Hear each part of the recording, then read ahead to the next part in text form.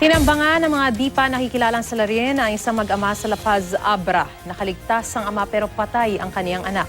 Sa Camarines Sur naman, mahigit 20,000 pamilya sa siyam na barangay ang nangangamba sa pagguho ng bahagi ng bundok.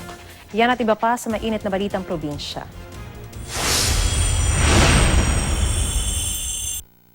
Mula sa Impapawid, kitang-kita ang pagguho ng lupa sa ilang barangay sa Irigas City, Camarines Sur.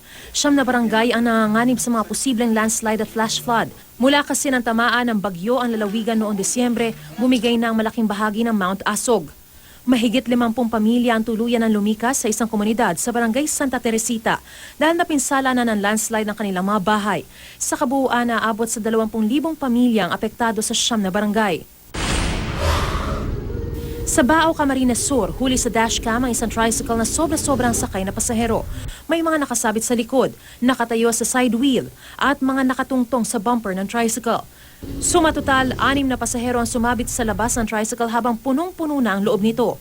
Naiparating na sa pamunuan ng Land Transportation Office ang kuha. Inaalam pa ang pagkakakilanlan ng tricycle driver at kaniyang operator. Sa La Paz, Abra, tinambangan ng mga hindi pa nakikilalang salaring nakamotorsiklo ang isang mag-ama.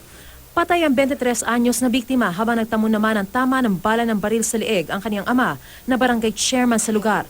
Inaalam pa ngayon kung sino ang mga salarin at kung ano ang kanilang motibo sa krimen. Sa Pagadian City, 7 ang inaresto matapos na umanong maaktuhang iligal na nagsusugal. Isa sa mga naaresto, pinuno pa sa purok. Napag-alaman na 2 taon na palang may pasugalan sa lugar. Tumangging magbigay ng pahayag ang mga suspect na nakakulong na ngayon.